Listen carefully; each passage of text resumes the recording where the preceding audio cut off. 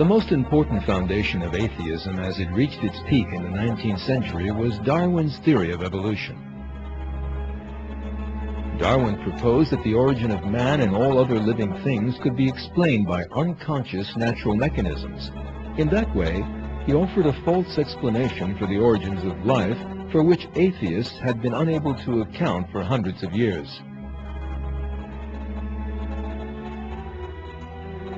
In fact, the atheists of the time rushed to embrace Darwin's theory. Beginning with Marx and Engels, 19th century atheist thinkers described the theory as lying at the heart of their philosophies. However, the major support of atheism itself collapsed with the scientific discoveries of the 20th century.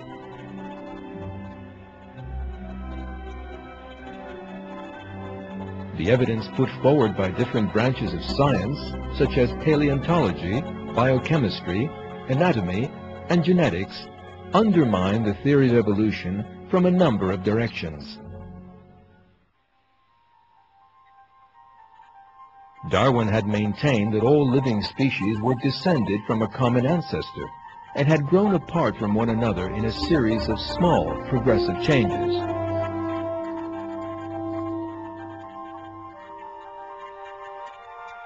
He hoped that fossils would provide evidence for that claim.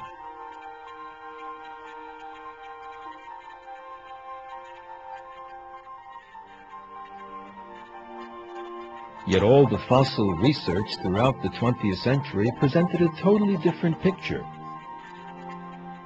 Not one transitional species that might prove Darwin's theory was found.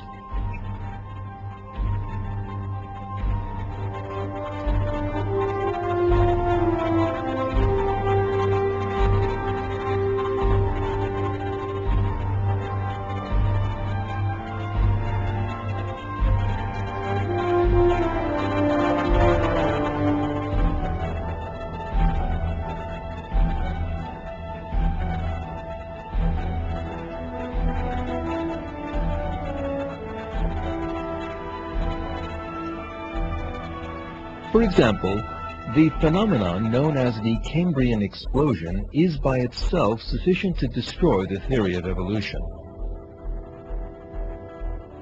Almost all the basic categories in the animal world emerged all of a sudden in that early geological period. Living things from very different classes such as mollusks, vertebrates, arthropods, and echinoderms with their very different physical characteristics emerge with their exceedingly complicated organs and systems all at once. This fact that emerges from the fossil record demolishes the theory of evolution and is proof of creation instead.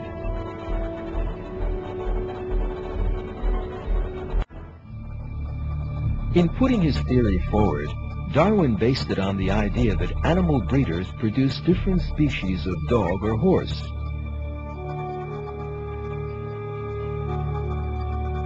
He then applied the changes observed in those creatures to the whole of nature, and suggested that all living things might have descended from one common ancestor in this way.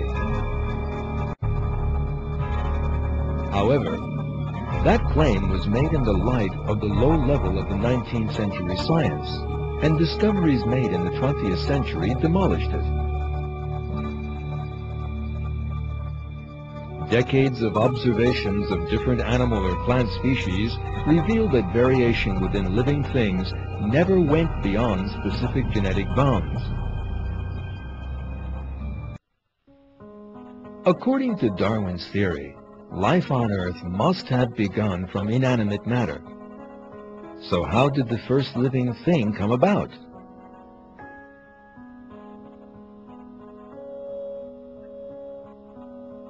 Darwin failed to address that issue, contenting himself with writing that the first cell could easily have formed in some warm little pond.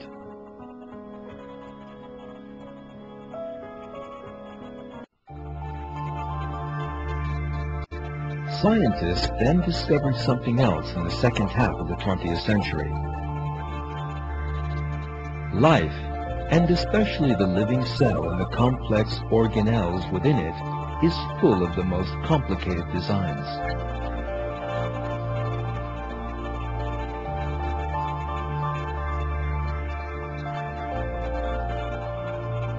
Our eyes, with which no camera can possibly compare. Bird wings that inspired aeronautical technology. The complex and interdependent systems within the living cell. The extraordinary information contained in DNA.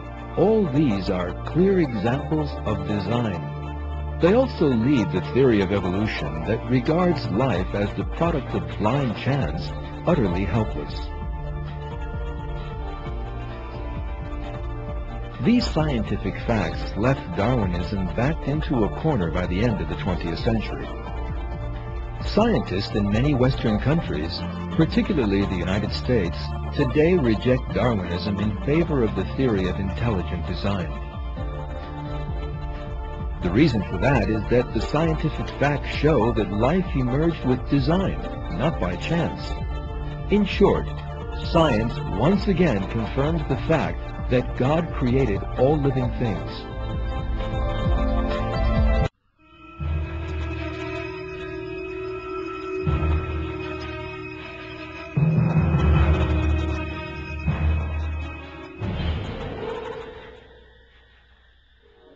The Austrian psychiatrist Sigmund Freud represented atheist dogma in the psychological field in the 19th century.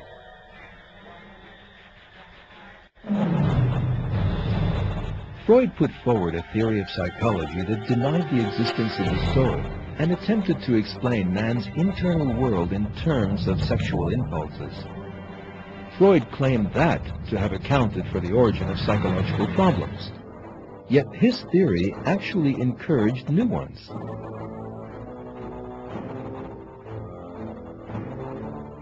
This teaching, which describes man as a species of animal that lives only to satisfy its selfish desires, actually increased loneliness, fear, and depression in people by debasing spiritual values. Pictures by artists influenced by Freud depicted the dark world of that teaching.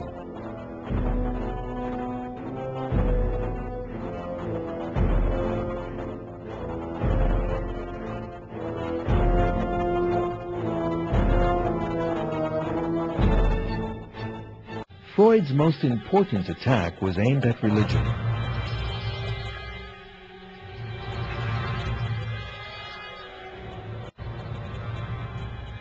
In his book, The Future of an Illusion, published in 1927, he alleged that religious belief was a kind of mental sickness and maintained that religious beliefs would disappear as man progressed. Other prominent 20th century psychologists were fervid atheists too, as well as Freud.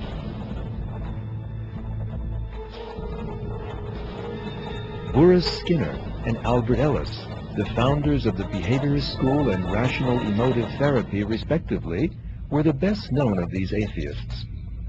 As a result, psychology came to be a breeding ground for atheism. A 1972 poll among the members of the American Psychology Association revealed that only 1.1% of psychologists in the country had any religious beliefs.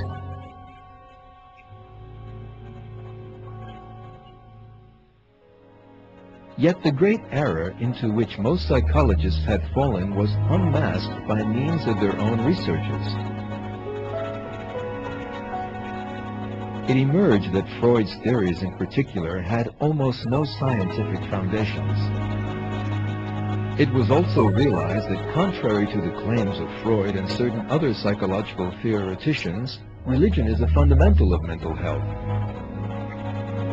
The American writer Patrick Glynn sums up these important developments. Scientific research in psychology over the past 25 years has demonstrated that, far from being a neurosis or source of neuroses, as Freud and his disciples claimed, religious belief is one of the most consistent correlates of overall mental health and happiness. Study after study has shown a powerful relationship between religious belief and practice on the one hand, and healthy behaviors with regard to such problems as suicide, alcohol and drug abuse, divorce, and depression on the other.